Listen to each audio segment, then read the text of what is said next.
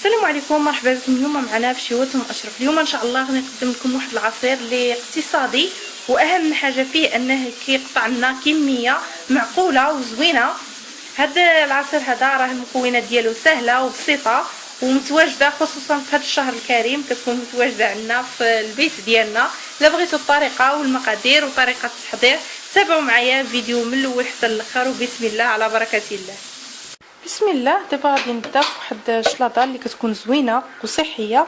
هيا شنو عندي اللوبيا شعره مقطعه هكا وغسلاها، ندير عليها الماء. وهنا البطاطا حتى هي مقطعاها قشراها هكا مربعات صغارين كما كتشوفوا، متوسطين ماشي صغار كاع ماشي كبار. وعندي هنايا خيزو اولا الجزر حتى هو مقشراه ومقطع هكا دوائر كما كتشوفوا، غسلاه اي حاجه راني غسلها ومنشفاها.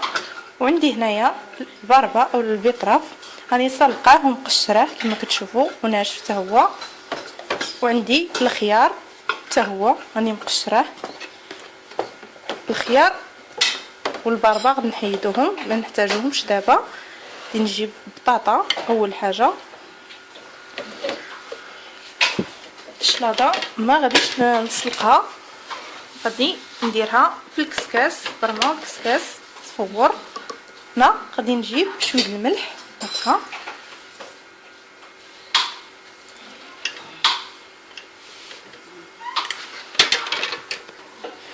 وشنو نزيد نضيف ليها ثاني، نضيف ليها شويه نتاع الفلفل الاسود غير رشه هكا خفيفه، نوضعها هكا.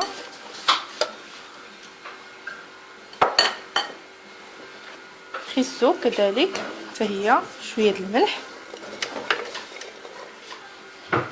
شويه تاع الفلفل الاسود هكا.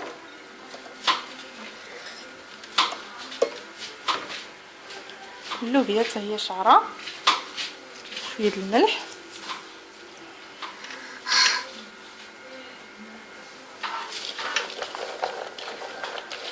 صافي.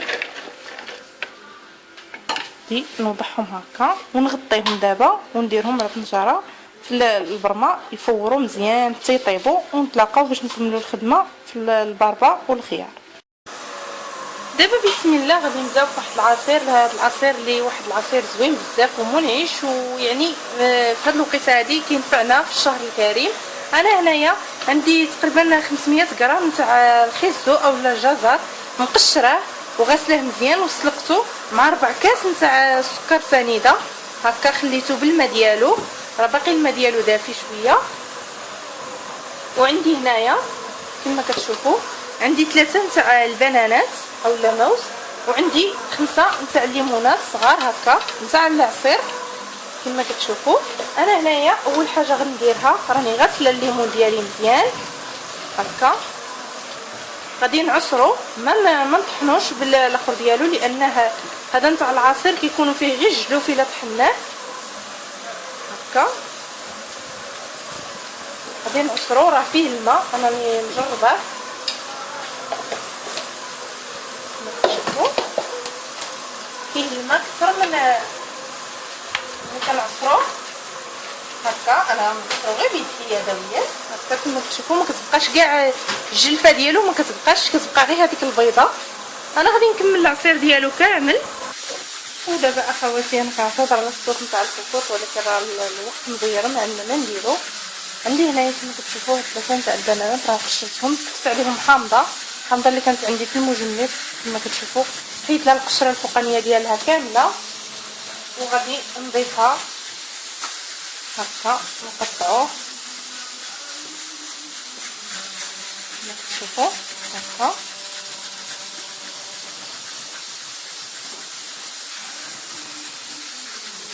غادي نضيفو هكا ونضيف هذا العصير. راه عطاتني هنايا تقريبا نص لترو، هذوك 5 الحبات هكا قطعوا.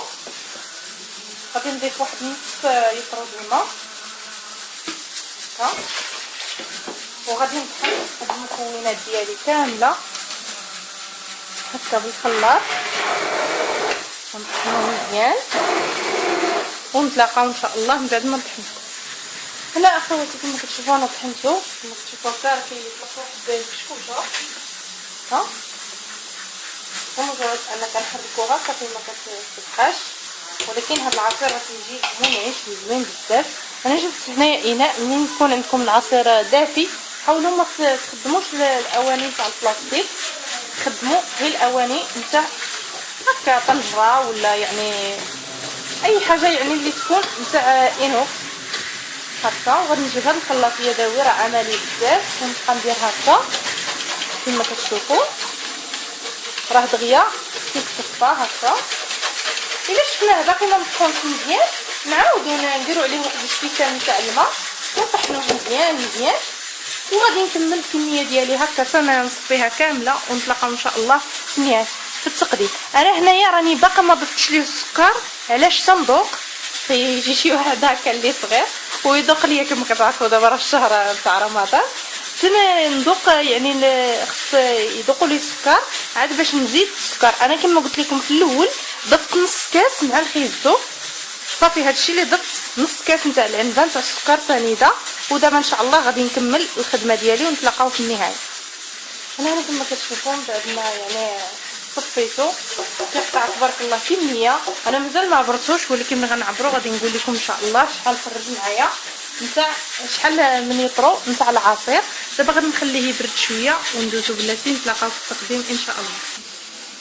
انا هنا كما كتشوفوا العصير ديالي قطع لي 4 يطرو ونص نتاع العصير اللي كيجي واحد العصير اللي زوين بزاف. والسكر راني زدت فيه 3 المعالق نتاع السكر، يعني ما كيعادل كاس نتاع العنبه اللي ضفتو نتاع السكر فيه كامل هذا العصير هذا. انا هنايا كما كتشوفوا القوام ديالو كيجي زوين بزاف، يجي خصنا غيكون بارد شويه يبرد عاد.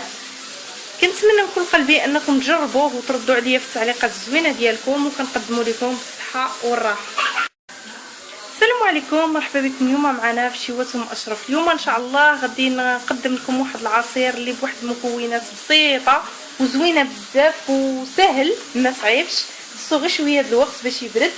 كنتمنى من كل قلبي انكم تتبعوا معايا المقادير خطوه بخطوه، وراهم ان شاء الله هاد المقادير غادي يعجبوكم وغادي يجيكم زوينين، خصوصا في هذا الشهر الكريم. كما كتعرفوا الواحد كيحس براسو عطشان في النهار ومشهي بزاف د الحوايج.